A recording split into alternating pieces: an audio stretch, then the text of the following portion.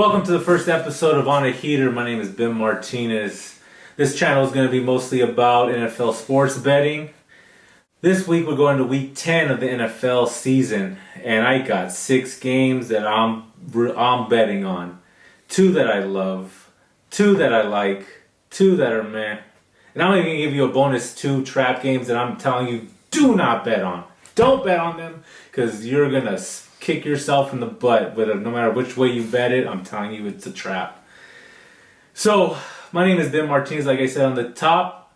I just want to give you guys a quick intro of kind of how the method of my madness is of my sports betting, the way that I think, the way that I go about choosing my games. And it's pretty much 3 things that I look for outside of maybe listening to a couple experts that also agree with me as well.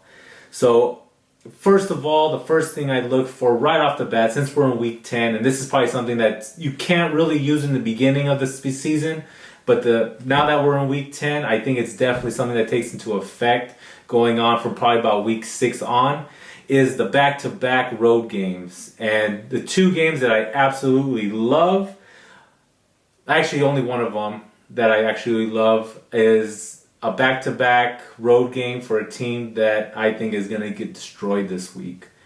And we'll talk about that going forward or coming up. Second is I like to look who played on the previous Monday night games. So, for example, going into this past Monday, it was the Patriots and the Jets. So those are 2 teams, obviously, that I'm not going to be betting on this week. Obviously, you can't bet on the Jets because they're on a bye. But as for the Patriots, they play Baltimore this week, and well, I guess that's kind of a spoiler alert. I've got kind of where I'm leaning for that game. Third is I kind of look for more of the meat and potato injuries for players that are injured, who I consider more the meat and potatoes of the team, and that's the offensive lineman, the defensive lineman, and the quarterback. Usually, if there's injuries to one of those 3 positions, and there's kind of 5 across or 4 across on the D-line and O-line, I kind of try to stay away from those games because I think that's kind of where the game is won in the trenches going on between the offensive and defensive line. And I really kind of don't pay attention much to kind of what I consider the cake and ice cream of the teams, kind of what everybody loves to get into and talk about the most, the running backs, the wide receivers. Don't really care about those injuries. There's plenty of players that have pretty close to each other's skill level on every team. So I'm basing pretty much all my picks off of those 3 things. So getting into it now, I'm gonna go over my first 2 picks that are kind of meh. I like them. There's a couple things that I'm not very fond of, but I'm gonna put my money on them anyways. So the first one of the meh is going to be the Giants and the Philadelphia Eagles game.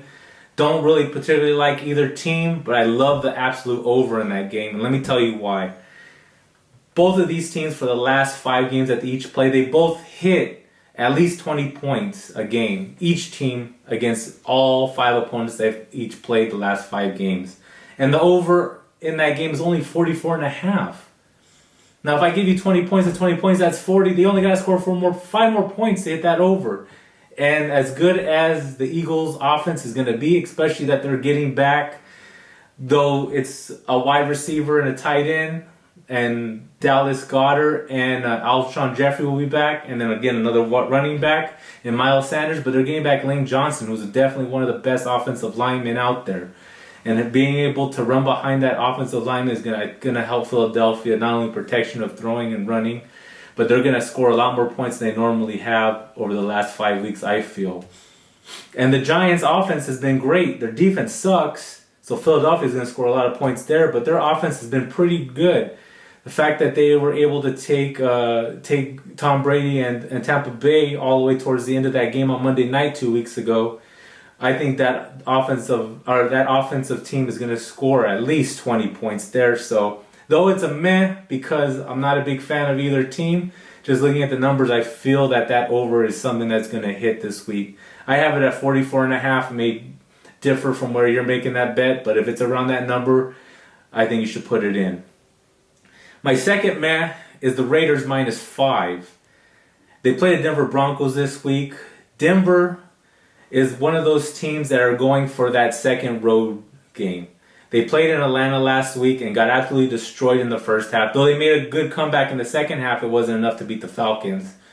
The Raiders' offense is not that good, but they score a lot of points. If you were watching that game against the Los Angeles Chargers last week, you can't be nothing but impressed with that offensive line. Though they might be missing Richie Incognito this week due to injury, but even being down him, they have a good replacement in his place. So, though Denver is a pretty good second half team, I think the Raiders are going to score enough points to cover that -5. It's a meh game to me, so if you decide not to take it, you're not going to hurt my feelings, but you might be hurting your wallet in that point. But take it for how you're going to take it for. Take it if you really want it, if you're a Raider fan and if you really believe in that number. Now going into my likes. First off, we got the Cleveland Browns. They're going to be -3 this week against the Houston Texans. Cleveland is one of those teams that I talked about in the beginning that will be having an advantage due to the fact that the Houston Texans are going on their second road game. Houston played in Jacksonville last week, and though they had a pretty good game against the Jaguars, they'll be flying over to Cleveland, take on the Browns this week. The Browns are -3.5. It's a line that I absolutely love, but the reason why it's on a like and it's not a love is for the simple fact that the weather might be looking pretty bad this week in Cleveland. From what I understand, that the wind factor might be up to about 25 to 45 miles per hour winds this week, which is going to make it tough to throw in the air. But Cleveland is definitely a team that can run the ball, and the fact that they're getting Nick Chubb back and be able to run behind Wyatt Taylor, who's one of the offensive linemen they've been missing, that they'll be able to pound down on that defensive line that's not very strong on the Houston Texans side. On the Houston Texans running side, they'll be without David Johnson, which I think is going to hurt them quite a lot, especially if they can't throw the ball. And Deshaun Watson definitely relies on that long ball to Brandon Cooks, who had the past 3 weeks, those two have just absolutely had a great connection.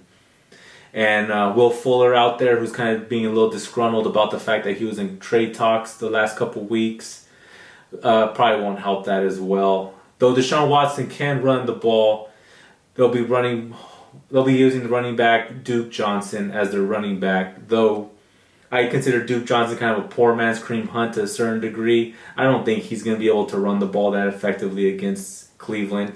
I see Cleveland winning pretty big in this game, whether the wind is up to that 25 mile per hour factor or not. If anything, I think it's going to be more of a benefit for Cleveland in that matter. So that's why I kind of like that game. Wish the weather was better, but as of now, it's just a like. My second like is the Baltimore Ravens. And again, you're going to be going, Ben, why do you like Baltimore? They're on their second road game. Yes, they are, but they also play against a team that just barely was able to beat the Jets this past Monday night. So the fact that you're giving me a team that can barely get past the Jets, secondly, coming off that Monday night game, I'm going to kind of look past that back-to-back road game for the Ravens. And though the Ravens are -7, I see this as being a huge blowout. Lamar Jackson should be able to get back on track.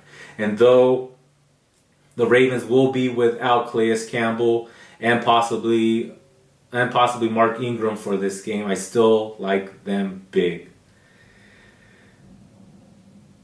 The secondary of Baltimore, I think, is also a huge factor in shutting down those kind of first and second year wide receivers that the New England Patriots will be throwing out this coming week. Now, moving on to the two games that I absolutely, I love them. I love these two games. Now, I'm going to give you this one that I like second love. Not my favorite, but the one I'm in love with second. And it's one of those games that I think that the bookmakers have kind of made a mistake on, because this line opened up at +8.5, and this was for the Cincinnati Bengals Team that's coming off of a bye. Though they're on the road this week, they're coming off of a bye, and they're going up against the Pittsburgh Steelers. And now you're going, what? You're going against the 8-0, the only undefeated team left in the NFL. You're going against them? I don't think the Steelers are going to lose, per se. There is a good chance. And if you want to put that money line bet in, believe me, I won't be mad at you because I'm going to put that money line bet in as well. Just in case it happens. Never know. It's the NFL, weird things happen. But this is why I like the Bengals over the Steelers. I got three pretty much simple reasons why. One, I already gave you a rate. The Bengals are coming off of a bye. And as much as Joe Burrow has been looking great this year, and though their wide receivers are kind of been meh, and AJ Green's kind of looked like he's fallen off a little bit, and they are probably not going to be without Joe Mixon. But the fact that it's not their first game going into without Joe Mixon, I think they'll be able to play well together in this spot. The second reason why I don't like the Steelers this week is because they had the COVID. Big Ben has been out, has not practiced this week with the Steelers, and the fact that there's also three other players that also have COVID that are not a part of their practice, being part of their practice this week, I think is going to hurt them a lot, even though they're at home. And if you want a quick reference of just how important that is, you go back to last week where the Lions were without Matt Stafford for the entire practice, and they just came out and just laid an egg against the Vikings last week. So for those reasons, I'm loving the fact that they're also giving me 7.5 points now, but the line opened at 8.5. So that smart money already knows where that line should be, and that line's already been bet down. So if you can still grab it at 7.5, I say go for it. And if you're feeling a little lucky and you have a little extra money to burn in your pocket, throw that money line on Cincinnati. I think that's a good bet, and I absolutely love it. Absolutely love the Bengals this week against the Steelers. Now, for my absolute favorite bet this week, I'm taking the Rams minus 1.5. If you can still find it at 1.5, it's probably going to get a little bit higher.